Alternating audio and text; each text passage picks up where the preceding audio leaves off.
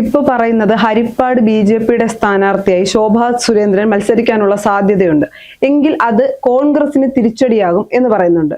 അതൊരു ചോദ്യം. രണ്ടാമത്തെ ചോദ്യം എന്ന് പറയുന്നത്, അങ്ങനെ ഹരിപ്പാട് ശോഭാ സുരേന്ദ്രനെ സ്ഥാനാർത്ഥിയാക്കിയാൽ അത് CPM BJP അന്തർധാരയുടെ അടിസ്ഥാനത്തിലായിരിക്കുമോ? ഈ രണ്ടാമത് പറഞ്ഞത് ഒരു പക്ഷേ ഒരു സാധ്യത ഉണ്ടായിരിക്കാം. കാരണം വെച്ചാൽ രമേശ് ചെന്നിത്തല പോലുള്ള പൊട്ടൻഷ്യൽ കാൻഡിഡേറ്റിനെ തോൽപ്പിക്കുക എന്നുള്ളത് CPM BJP ലക്ഷ്യമിടുന്നതാണ്. അപ്പോൾ ഹരിപ്പാട് എന്ന് പറയുന്ന അദ്ദേഹത്തെ സംബന്ധിച്ച് വളരെ സുരക്ഷിതമായ മണ്ഡലമാണ്. അദ്ദേഹത്തിന് എല്ലാവരെയും ഈ പറയുന്ന ഓരോ വോട്ടർമാരെയും പേരെടുത്ത് വിളിക്കാൻ കഴിയുന്നത്ര ആത്മബന്ധമുള്ള ആളാണ് എന്നുള്ളത് കൊണ്ട് തന്നെ ഹരിപ്പാട് അദ്ദേഹത്തെ തോൽപ്പിക്കുക എളുപ്പമല്ലെന്നല്ല, അത് നടക്കില്ല, അത് സാധ്യമല്ല എന്നുള്ളതാണ് ഇതുവരെയുള്ള വിശ്വാസം. അത്ര വലിയ സ്ഥാനാർത്ഥി എന്നാലും ഹരിപ്പാട് രമേശ് ചെന്നിത്തലയാണെങ്കിൽ അദ്ദേഹത്തെ തോൽപ്പിക്കുക അത്ര എളുപ്പമല്ല എന്നാൽ തോൽപ്പിക്കാൻ കഴിയില്ല. പക്ഷെ എന്നാൽ ഒരു UDF-നും കോൺഗ്രസിനും ഒരു ത്രെട്ട്, ഒരു പൊളിറ്റിക്കൽ ത്രെട്ട് ഉണ്ടാക്കുക എന്നുള്ളത് CPM-ന്റെയും BJP-യുടെയും ലക്ഷ്യമാണ്. അപ്പോൾ അതിന് പറ്റിയ സ്ഥാനാർത്ഥികളെ അവർ ഹരിപ്പാട്, പ്രത്യേകിച്ച് രമേശ് ചെന്നിത്തലയെ പോലൊരു ദേശീയ നാഷണൽ ഫിഗറായിട്ടുള്ള നേതാവിനെ തോൽപ്പിക്കാൻ കഴിഞ്ഞ കോൺഗ്രസിന് ദേശീയ തലത്തിൽ തന്നെ അത് തിരിച്ചടിയാകുമെന്നുള്ളൊരു വിശ്വാസം BJP-ക്ക് നന്നായിട്ടുണ്ട്. അതുപോലെ തന്നെ CPM-നുണ്ട്. CPM-ന് തുടർഭരണം എന്നുള്ള ഒരു ആഗ്രഹത്തിന് വലിയൊരു ഗുണം ചെയ്യുന്നതായിരിക്കും അത്തരത്തിലൊരു നീക്കം നടന്നാൽ. പക്ഷേ ഹരിപ്പാട് സംബന്ധിച്ചിടത്തോളം അത് രമേശ് ചെന്നിത്തല സംബന്ധിച്ചിടത്തോളം അദ്ദേഹത്തിന് കൈവെള്ളയിലിരിക്കുന്ന ഒരു, നമ്മൾ പറയില്ലേ, എന്താ പറയുക, കൈവെള്ളയിലെ നെല്ലിക്ക പോലെയാണ് ഈ ഹരിപ്പാട് മണ്ഡലം അദ്ദേഹത്തിന്. ഓരോ ഒരു വോട്ടറെ അദ്ദേഹത്തിന് പേരെടുത്ത് വിളിക്കാൻ കഴിയും. ഓരോരുത്തരുടെ കുടുംബാംഗങ്ങളെ അദ്ദേഹത്തിന് അറിയാം. അപ്പോൾ അവിടെ ഹരിപ്പാട് അദ്ദേഹത്തെ തോൽപ്പിക്കുക അസാധ്യമാണ്. ഈ ഹിന്ദി സിനിമയിൽ പറയുന്നത് നാമുൻകിൻ എന്ന് പറയുന്ന പോലെ ഹരിപ്പാട് അദ്ദേഹത്തെ തോൽപ്പിക്കുക എന്ന് പറയുന്നത് അസാധ്യമാണെന്ന് എല്ലാ പാർട്ടിക്കാർക്കും അറിയാം. BJP-ക്കും അറിയാം, CPM-നും അറിയാം, ഇടതുപക്ഷത്തിനും അറിയാം. പക്ഷെ എന്നാലും ഒരു ത്രെട്ട് ഉണ്ടാക്കുക, അല്ലെങ്കിൽ ഒരു വെല്ലുവിളി ഉയർത്തി എന്നുള്ള സമാധാനത്തിന് വേണ്ടിയായിരിക്കാം അവർ ഈ ശോഭാ സുരേന്ദ്രനെ പോലെ ആളുകളുടെ പേരൊക്കെ പറയുന്നത്. പക്ഷെ അതിപ്പോൾ ശോഭാ സുരേന്ദ്രനല്ല, ഇപ്പോൾ രാജീവ് ചന്ദ്രശേഖറിൽ ആര് മത്സരിച്ചാലും ഹരിപ്പാട് രമേശ് ചെന്നിത്തല മത്സരിക്കുന്ന കാലത്തുള്ള അദ്ദേഹത്തെ തോൽപ്പിക്കാൻ ആർക്കും കഴിയില്ല എന്നുള്ള കാര്യത്തിൽ സംശയം അത് ഹരിപ്പാട് ജനങ്ങൾ ഉറപ്പിച്ച് പറയും. അത് ഏത് പാർട്ടിക്കാരും, CPM-ഉം BJP-യും ഒക്കെ അത് ഉറപ്പിച്ച് പറയുന്ന കാര്യമാണ്. പക്ഷേ ഈ പറയുന്ന പോലെ ഒരു പൊളിറ്റിക്കൽ അറ്റൻഷൻ നിലനിർത്താൻ വേണ്ടിയിട്ട് ഒരു പക്ഷേ അതൊരു പരിശ്രമം അവർ നടത്തിയേക്കാം. എന്നത് കഴിഞ്ഞാൽ അതിന് വലിയ ഒരു കാര്യം നമ്മൾ കൊടുക്കണം എന്നുള്ള എൻ്റെ അഭിപ്രായം. അല്ല, ശോഭാ സുരേന്ദ്രനെ പോലൊരു സ്ഥാനാർത്ഥിയെ ഹരിപ്പാട് മത്സരിപ്പിക്കുകയാണ് എങ്കിൽ അവിടെ CPM എന്തായാലും വീക്കായ ഒരു സ്ഥാനാർത്ഥിയായിരിക്കുമല്ലോ നിർത്തുന്നത്. അങ്ങനെയാണെങ്കിൽ, അല്ലെങ്കിൽ ഇപ്പോൾ ഹരിപ്പാട് ശോഭാ സുരേന്ദ്രന്റെ പേര് കേൾക്കുന്നുണ്ട്, അവർ സ്ഥാനാർത്ഥി ആവുകയാണെങ്കിൽ അത് CPM BJP അന്തർധാരയുടെ അടിസ്ഥാനത്തിലായിരിക്കില്ല. അത് ശരിക്കും CPI-യുടെ സീറ്റാണ് ഹരിപ്പാട്. അപ്പോൾ CPI-ക്ക് അവിടെ ബേസിക്കലി സ്ഥാനാർത്ഥികളൊന്നുമില്ല, നല്ല സ്ഥാനാർത്ഥികളൊന്നും മത്സരിക്കാൻ CPI-ക്ക് ഇല്ല. അവിടെ ഹരിപ്പാട് മണ്ഡലത്തിൽ അവർക്ക് മത്സരിക്കാൻ പറ്റിയ സ്ഥാനാർത്ഥികളൊന്നും അവർക്ക് ഇതുവരെ കണ്ടുപിടിക്കാൻ പറ്റിയിട്ടില്ല എന്നുള്ളതാണ് മനസ്സിലാകുന്നത്. എന്നാൽ BJP-ക്ക് അവിടെ ന്യായമായ വോട്ടുണ്ടെന്നുള്ള കാര്യവും നമ്മൾ മറച്ചു വയ്ക്കേണ്ടതില്ല. അപ്പം അങ്ങനെ വരുമ്പോൾ ഇടതുപക്ഷവും BJP-യും ഒരുപക്ഷെ രമേശ് ചെന്നിത്തലയെ അവിടെ പരാജയപ്പെടുത്താൻ ശ്രമിച്ചാൽ അത് അവരുടെ രാഷ്ട്രീയപരമായിട്ട് അവർക്കത് ആ തരത്തിലൊരു നീക്കം നടന്നേക്കാം.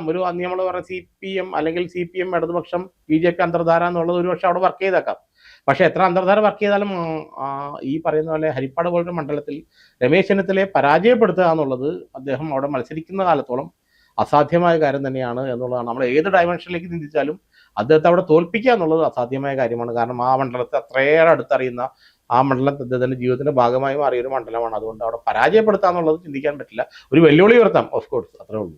അല്ല, വരാനിരിക്കുന്ന നിയമസഭാ തെരഞ്ഞെടുപ്പിൽ ഒരു CPM BJP അന്തർധാര ഹരിപ്പാടല്ല കേരളത്തിൽ ഉടനീളം ഉണ്ടാകാനുള്ള ഒരു സാധ്യതയില്ലേ നിലവിലെ രാഷ്ട്രീയ സാഹചര്യത്തിൽ? 2021 നിയമസഭാ തെരഞ്ഞെടുപ്പിൽ ഏതാണ്ട് 45ഓളം മണ്ഡലങ്ങളിൽ CPM-ന് BJP വോട്ട് ചെയ്തു.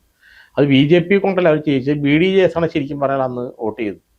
കോൺഗ്രസിനെ UDF-നെ പരാജയപ്പെടുത്തുക എന്നുള്ള ഉദ്ദേശത്തോടെ പിണറായി വിജയനെ വീണ്ടും തുടർഭരണം നൽകാൻ ഉദ്ദേശത്തോടെ BDJS ആണ് യഥാർത്ഥത്തിൽ ഈ മണ്ഡലങ്ങളിലെല്ലാം. അവർ നിൽക്കുന്ന മണ്ഡലങ്ങൾ ഒഴിച്ച് ബാക്കി എല്ലാ മണ്ഡലങ്ങളിലും അവർ CPM-ന് വോട്ട് ചെയ്യുന്ന സാഹചര്യം ഉണ്ടായി. ഇത്തവണയും നരേന്ദ്രമോദിയും അമിത്ഷായും ഒരിക്കലും കോൺഗ്രസിന് ഒരു സ്റ്റേറ്റിൽ കൂടി കോൺഗ്രസ് വരാൻ ആഗ്രഹിക്കില്ലല്ലോ. കാരണം കേരളം പോലെ സംസ്ഥാനത്ത് കോൺഗ്രസ് ഭരണത്തിൽ വന്നാൽ അത് അഖിലേന്ത്യാ തലത്തിൽ വീണ്ടും ഒരു ഉണർവ് കോൺഗ്രസിനുണ്ടാവും. അപ്പോൾ അവരേതല്ല അത് ആഗ്രഹിക്കില്ല. കോൺഗ്രസ് മുക്ത ഭാരതം എന്ന് പറയുന്ന അവരൊരിക്കലും ഒരു കോൺഗ്രസ് കേരളത്തിൽ പ്രധാനപ്പെട്ട സ്റ്റേറ്റിൽ അധികാരത്തിൽ വരട്ടെന്ന് അവർ ആഗ്രഹിക്കില്ലല്ലോ. അപ്പോൾ കേരളത്തിൽ കോൺഗ്രസിനെ അധികാരത്തിൽ കൊണ്ടുവരാതിരിക്കാനുള്ള എല്ലാ പണിയും അവരെടുക്കും. BJP എടുക്കുന്ന കാര്യത്തിൽ തർക്കം വേണ്ട. പക്ഷേ CPM-നെ സംബന്ധിച്ചിടത്തോളം ഇനി തെരഞ്ഞെടുപ്പ് ഇനി ഭരണത്തിൽ നിന്ന് അധികാരത്തിൽ നിന്ന് പുറത്തായി കഴിഞ്ഞാൽ അവർ തുറച്ചു നോക്കുന്നത് ബംഗാളും ത്രിപുരയാണ്. ബംഗാളിലും ത്രിപുരയിൽ എന്ത് സംഭവിക്കുന്നു അതുപോലെ തന്നെ കേരളത്തിൽ സംഭവിക്കുന്നു അവർക്ക് അറിയാവുന്നത് കൊണ്ട് തന്നെ എന്ത് വില കൊടുക്കും. അതിപ്പോൾ മോഡിയുടെ കാല് പിടിച്ചായാലും അമിത്ഷായുടെ കാല് പിടിച്ചായാലും BJP-യുടെ അന്തർധാര ഉണ്ടാക്കിയാലും മൂന്നാം തവണയും അധികാരത്തിൽ വരാൻ ആണ് അവർ ശ്രമിക്കുന്നത്. കാരണം CPM പരാജയപ്പെട്ടാൽ എന്താണോ അവർക്ക് ത്രിപുരയിലും ബംഗാളിലും ഉണ്ടായിരിക്കുന്ന വിധി അല്ലെങ്കിൽ ആ ഗതി അത് തന്നെ അവർക്ക് കേരളത്തിൽ ഉണ്ടാവുമെന്ന് അറിയാവുന്നത് കൊണ്ട് ഈ അന്തർധാര ഉണ്ടായേക്കാം. അത് സംശയമൊന്നും നമ്മൾ വെക്കേണ്ട കാര്യമില്ല. അതൊരു യാഥാർത്ഥ്യമാണ്, സംശയമല്ല, ഒരു രാഷ്ട്രീയ യാഥാർത്ഥ്യമാണ് ഈ അന്തർധാര എന്ന് പറയുന്നത്. പക്ഷെ അതിപ്പോ ഈ നിലവിലെ സാഹചര്യത്തിൽ കേരളത്തിലെ ജനങ്ങൾക്ക് മനസ്സിലാവില്ലേ? കാര്യം ശബരിമലയിൽ സ്ത്രീകളെ കയറ്റിയപ്പോൾ ഏറ്റവും കൂടുതൽ അത് രാഷ്ട്രീയമായി മുതലെടുത്ത പാർട്ടി എന്ന് പറയുന്നത് BJP ആണ്. ശബരിമല സ്വർണ്ണക്കൊള്ള പോലെയുള്ള വിഷയങ്ങളിൽ BJP ഇപ്പോൾ എടുത്തൊരു നിലപാടുണ്ട്. എന്താണ്, ആരെയൊക്കെയോ കാണിക്കാൻ വേണ്ടി സമരങ്ങൾ ചെയ്യുന്നു അല്ലെങ്കിൽ പ്രതിഷേധിക്കുന്നു എന്നുള്ളതാണ്. അപ്പൊ കേരളത്തിലെ പൊതുജനങ്ങൾ ഇതൊക്കെ കാണുകയില്ലേ? ഇത് ഈ തെരഞ്ഞെടുപ്പിൽ BJPക്കും ഇടതുമുന്നണിക്കും വലിയ തിരിച്ചടി ഉണ്ടാകില്ലേ? അത് യഥാർത്ഥത്തിൽ BJPക്ക് തിരിച്ചടി ഉണ്ടാകുന്ന അവർക്ക് മനസ്സിലായി കഴിഞ്ഞു. കാരണം വെച്ചാൽ തിരുവനന്തപുരം കോർപ്പറേഷൻ കിട്ടിയെന്നുള്ളതല്ലാതെ കഴിഞ്ഞ ലോക്കൽ ബോഡി ഇലക്ഷനിൽ BJPക്ക് പറയത്തക്ക ഒരു നേട്ടമൊന്നും കേരളത്തിൽ ഉണ്ടായില്ല. അവരുടെ വോട്ടിംഗ് ശതമാനം 3% കുറഞ്ഞു എന്നാണ് നമുക്ക് അറിയാൻ കഴിയുന്നത്. തിരുവനന്തപുരം കോർപ്പറേഷൻ പിടിച്ചത് അവിടെ CPMന്റെ ദുർഭരണവും ആര്യ രാജേന്ദ്രനെ പോലത്തെ ഒരു പാവക്കുട്ടിയെ പിടിച്ച് മേയറാക്കിയതും അവരെ വളരെ വൻ അഴിമതിയുമൊക്കെയാണ് യഥാർത്ഥത്തിൽ CPMന്റെ ഒരു ഘടുകാരസ്ഥിതിയും അഴിമതിയും കഴിവില്ലായ്മയാണ് അവിടെ BJP അധികാരത്തിലെത്തിയത്. അതിൽ കോൺഗ്രസ്സായിട്ട് ബന്ധമൊന്നുമില്ല കാര്യത്തിൽ. കോൺഗ്രസിന്റെ എന്തെങ്കിലും പ്രവർത്തന പിഴവ് കൊണ്ടല്ല അവരവിടെ അധികാരത്തിലെത്തുന്നത്. കോൺഗ്രസ് സീറ്റ് കൂട്ടുകയും ചെയ്തു. അപ്പൊ യഥാർത്ഥത്തിൽ CPMന്റെ ദുർഭരണത്തിനെതിരെ ആരാണോ പ്രതിപക്ഷം അവർക്ക് വോട്ട് ചെയ്തു.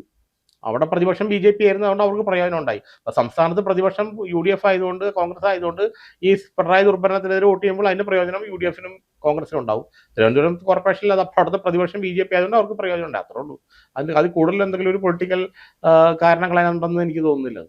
അല്ല, വരാനിരിക്കുന്ന നിയമസഭാ തെരഞ്ഞെടുപ്പിൽ എന്താണ് കേരളത്തിൽ താമര വിരിയും അല്ലെങ്കിൽ പല നിയോജക മണ്ഡലങ്ങളിലും BJP വിജയിക്കും എന്ന് പറയുന്നുണ്ട്. അപ്പൊ അതിനുള്ള സാധ്യത അല്ലെങ്കിൽ ഈ പറയുന്ന CPM BJP അന്തർധാരയുടെ അടിസ്ഥാനത്തിൽ BJP അധികാരത്തിലെത്തും അല്ലെങ്കിൽ അധികാരത്തിലെത്തുമെന്ന് വെച്ചാൽ പല നിയോജക മണ്ഡലങ്ങളും പിടിച്ചെടുക്കും, അതിനുള്ള സാധ്യതയുണ്ടോ? അല്ല, CPM വോട്ട് BJPക്ക് ലഭിക്കാതെ അവരൊരു സീറ്റിലും ജയിക്കില്ല.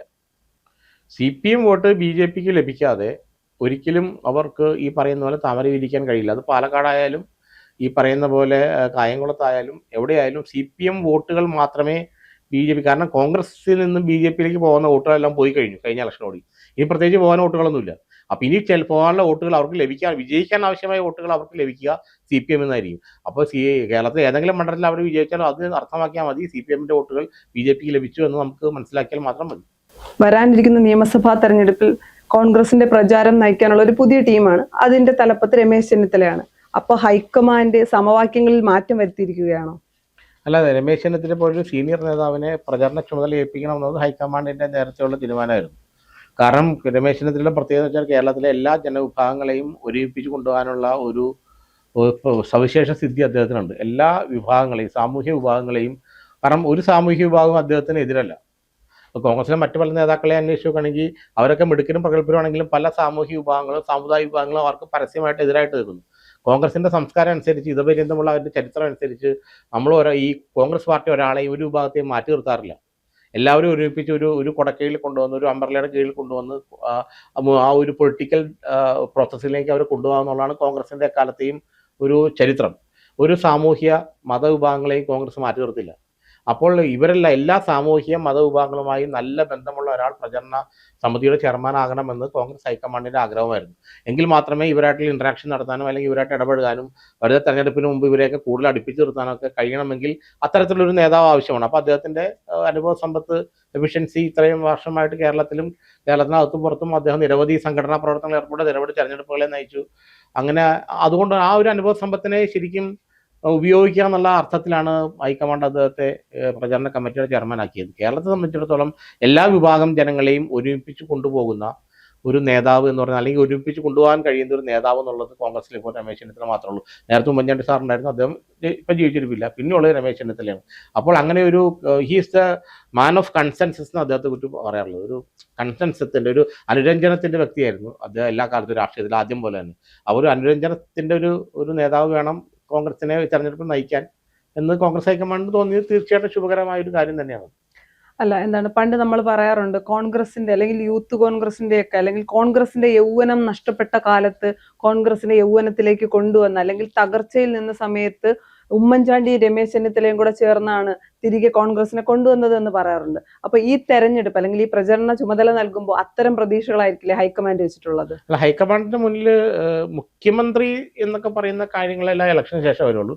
പക്ഷേ രമേശ് ചെന്നിത്തല പോലെ ആൾക്ക് അദ്ദേഹത്തിന് വളരെ അർഹിക്കുന്നൊരു സ്ഥാനവും അദ്ദേഹത്തിന്റെ പക്വതയെയും അദ്ദേഹത്തിന്റെ അനുഭവ സമ്പത്തിനെയും നന്നായി തെരഞ്ഞെടുപ്പിൽ ഉപയോഗപ്പെടുത്തണം എന്നുള്ള ആഗ്രഹം ശരിക്കും കോൺഗ്രസ് ഹൈക്കമാൻഡിനുണ്ട്. അതുകൊണ്ടാണ് അദ്ദേഹത്തിന് ഈ പദവി, പ്രചരണ സമിതി ചെയർമാൻ എന്ന് പറഞ്ഞ വലിയ ഉത്തരവാദിത്വം, വലിയ 14 ജില്ലകളിലും മുഴുവൻ സമയം ശ്രദ്ധിക്കേണ്ട ഒരു പദവിയാണ്. അതുകൊണ്ടാണ് അദ്ദേഹത്തിന് ആ പദവി നൽകിയത്. തീർച്ചയായിട്ടും അത് കോൺഗ്രസിനും UDFനും ഗുണം ചെയ്യുമെന്ന് ഹൈക്കമാൻഡ് മനസ്സിലാക്കിയിട്ടാണല്ലോ നിരവധി ചർച്ചകളും നിരവധി കൺസൾട്ടേഷനും നടത്തിയിട്ടാണല്ലോ അവരെപ്പോഴും ഇങ്ങനെ ഒരു തീരുമാനത്തിലെത്തുള്ളൂ. അതുകൊണ്ട് തന്നെ അദ്ദേഹത്തിന് അനുഭവ സമ്പത്തിനെയും അദ്ദേഹത്തിന്റെ ഈ പറയുന്ന ഒരു കൺസെൻസസിനെ എന്താ പറയുക അനുരഞ്ജന ആ ഒരു മൈൻഡ് സെറ്റിനെയൊക്കെ പരമാവധി ഉപയോഗപ്പെടുത്തി എല്ലാ വിഭാഗം ജനങ്ങളെയും കോൺഗ്രസിലേക്ക് അടുപ്പിക്കുക എന്നുള്ള ഒരു മിഷന്റെ ഭാഗമായിട്ടാണ് അദ്ദേഹത്തെ ഈ പ്രചരണ സമിതി ചെയർമാൻ സ്ഥാനം ഏൽപ്പിച്ചിരിക്കുന്നത്. അത് അദ്ദേഹം തീർച്ചയായിട്ടും അദ്ദേഹത്തിന്റെ ട്രാക്ക് റെക്കോർഡ് വെച്ച് നോക്കുകയാണെങ്കിൽ അദ്ദേഹം ഇങ്ങനെ വളരെ മനോഹരമായിട്ട് അത് മുൻകാലങ്ങളിൽ നിർവഹിച്ചിട്ടുമുണ്ട്. അപ്പം അതുകൊണ്ട് അത് എപ്പോഴും ഗുണകരമായി വഹിക്കുകയുള്ളൂ കോൺഗ്രസിനെ സംബന്ധിച്ചിടത്തോളം. തദ്ദേശ സ്വയംഭരണ സ്ഥാപനങ്ങളിലേക്ക് നടന്ന തെരഞ്ഞെടുപ്പിൽ കോൺഗ്രസിന് ഇത്രയും വലിയൊരു വിജയം സമ്മാനിച്ചത് ഒന്ന്, കോൺഗ്രസിന് ഇതുവരെ ഇല്ലാത്ത ഒരു ഐക്യം ഈ തെരഞ്ഞെടുപ്പിലുണ്ടായിരുന്നു. അതുപോലെ തന്നെ സ്ഥാനാർത്ഥികളെ വളരെ പെട്ടെന്ന് പ്രഖ്യാപിക്കാൻ കഴിഞ്ഞു. ഇപ്പൊ BJP ഏകദേശം നിയമസഭാ തെരഞ്ഞെടുപ്പിൽ ഏകദേശമുള്ള സ്ഥാനാർത്ഥികൾ അവർക്ക് ധാരണയിലൊക്കെ എത്തുമ്പോഴും കോൺഗ്രസിന്റെ ആദ്യ സ്ഥാനാർത്ഥി പട്ടിക ജനുവരിയിൽ പുറത്തു വരുമെന്നാണ് രാഷ്ട്രീയ കേരളം പ്രതീക്ഷിച്ചിരുന്നത്. കാര്യം അത്രയ്ക്ക് മുന്നേ ആയിരുന്നു തദ്ദേശ ഭരണ സ്ഥാപനങ്ങളിലേക്കുള്ള തെരഞ്ഞെടുപ്പിന്റെ സ്ഥാനാർത്ഥികളെ പ്രഖ്യാപിച്ചത്. അതുപോലെ തന്നെ കോൺഗ്രസ് തന്നെ പറയുന്നുണ്ടായിരുന്നു, ഇതൊരു ജനാധിപത്യ പാർട്ടിയാണ്, അതുകൊണ്ട് വെറും രാഷ്ട്രീയക്കാർ മാത്രമായിരിക്കില്ല, സാംസ്കാരിക മേഖലയിൽ ഉൾപ്പെടെയുള്ളവരെ ഉൾപ്പെടുത്തിക്കൊണ്ടായിരിക്കും സ്ഥാനാർത്ഥി പട്ടിക പുറത്തു വരിക എന്ന് പറയുന്നുണ്ട്. പക്ഷെ ഇതുവരെയും സ്ഥാനാർത്ഥി പട്ടികയെ പറ്റി ഒരു ആദ്യഘട്ട സ്ഥാനാർത്ഥി പട്ടിക പോലും പുറത്തു വന്നിട്ടില്ല. അതെന്തുകൊണ്ടാണ് ഇത്രയും ഒരു ഡിലേ വരുന്നത്? അല്ല, സാധാരണഗതിയിൽ കോൺഗ്രസിന്റെ സ്ഥാനാർത്ഥി പട്ടിക പലപ്പോഴും ഇലക്ഷന് തൊട്ടു മുമ്പാണ് വരാറുള്ളത്. എന്നാൽ ഇത്തവണ ഒരു മാറ്റം ഉണ്ടാകുമെന്ന് അതിന്റെ നേതാക്കളെല്ലാം പറഞ്ഞത് വളരെ ശരിയാണ്. കാരണം ഇപ്പോൾ VD സതീശന്റെ യാത്ര നടക്കുന്നതുകൊണ്ടാണ് യഥാർത്ഥത്തിൽ അത് കുറച്ച് ഡിലേ ആയി പോയത്. ഓൾറെഡി ഒരു ഫസ്റ്റ് ഫേസ് ഒരു സ്ഥാനാർത്ഥികൾ തീരുമാനിച്ചിട്ടുണ്ട്. അവരുടെ പേരുകൾ പുറത്തു വന്നിട്ടില്ല എന്ന് മാത്രമല്ല, അതിന്റെ ഡിസ്കഷൻ നടന്നുകൊണ്ടിരിക്കുക. സെക്കൻഡ് ഫേസിന്റെ 27-ാം തീയതിക്ക് ശേഷം വരുമെന്നാണ് മനസ്സിലാക്കാൻ കഴിയുന്നത്. അത് എനിക്ക് തോന്നുന്നത് ഒരു മാർച്ച് 10-നകം എല്ലാ സ്ഥാനാർത്ഥികളെയും പ്രഖ്യാപിക്കാനുള്ള നീക്കമായിട്ടാണ് മുന്നോട്ട് പോകുന്നത്. അത് ഈ ഒരു ചെറിയ ഒരു ഡിലേ വന്നിട്ടുണ്ട് ഈ യാത്രയുടെയും മറ്റു കാര്യങ്ങളെ കൊണ്ട്. അതൊരു പ്രോസസ്സിങ്ങിന്റെ ബേസ്ഡ് ഓൺ പ്രോസസ്സിംഗ് ആണ്. ആ ഒരു പ്രോസസ്സിംഗ് നടക്കുമ്പോൾ അതിന്റെ ഡിലേ വരുള്ളൂ. അത് മാത്രം സംഭവം അതുള്ളൂ. അല്ലാണ്ട് ഇപ്പോൾ സ്ഥാനാർത്ഥികളെ ഉടനെ പ്രഖ്യാപിക്കാൻ കോൺഗ്രസിന് പറ്റും CPM-നെ പോലെയല്ലോ. അത് ആ ലിസ്റ്റ് ഹൈക്കമാൻഡിന് അയച്ചിട്ട് അതിന്റെ ആൾക്കാർ ചുമതലയുള്ളവർ ചർച്ച ചെയ്ത് അവിടെ തീരുമാനിച്ച ആ ലിസ്റ്റിംഗ് അവിടെയാണ് യഥാർത്ഥത്തിൽ ഹൈക്കമാൻഡാണ് സ്ഥാനാർത്ഥികളെ പ്രഖ്യാപിക്കുന്നത്. അപ്പൊ അതിന്റെ ഒരു ഡിലേ മാത്രമേ യഥാർത്ഥത്തിൽ ഒരു ഫസ്റ്റ് ഫേസിലെ സ്ഥാനാർത്ഥികളെ ഏറെക്കൂടെ നിശ്ചയിച്ചു കഴിഞ്ഞു. അവർ സൈലന്റ് ആയിട്ട് പ്രചരണം ആരംഭിച്ചു എന്ന് എനിക്ക് മനസ്സിലാക്കാൻ കഴിയുന്നത്. സെക്കൻഡ് ഫേസ് മിക്കവാറും മാർച്ച് തന്നെ ഉണ്ടാവും. മാർച്ച് 19 ഈ പറഞ്ഞ 2-3 ഫേസ് ആയിട്ടുള്ള സ്ഥാനാർത്ഥികൾ എല്ലാവരെയും പ്രഖ്യാപിക്കും. അത് 10-ാം തീയതിക്കുള്ളിൽ ഉണ്ടാവും എന്നുള്ളതാണ് മനസ്സിലാക്കാൻ കഴിയുന്നത്. അത്ര വലിയ ഡിലേ ഒന്നും വരില്ല അക്കാര്യത്തിൽ. ഏതൊക്കെ സ്ഥാനാർത്ഥികളെ തീരുമാനിച്ചു കഴിഞ്ഞു എന്ന് തന്നെയാണ് ഇപ്പോൾ മനസ്സിലാക്കാൻ കഴിയുന്നത്.